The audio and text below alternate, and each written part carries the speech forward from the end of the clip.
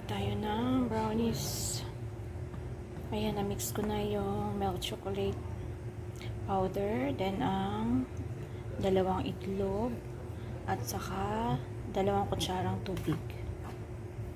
So, bali, i-mix ko pa yung butter na 1/2 cup. Ayan. 1/2 cup na butter. Ayan, i-mix lang natin yan. I-mix lang natin ng mabuti hanggang ayan po, na-mix na natin and ready to bake na yan, guys.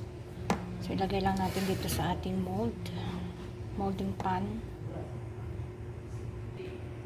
Ayan na, guys, ready to bake na siya. Ayan.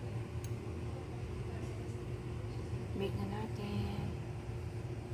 Thanks for watching. God bless.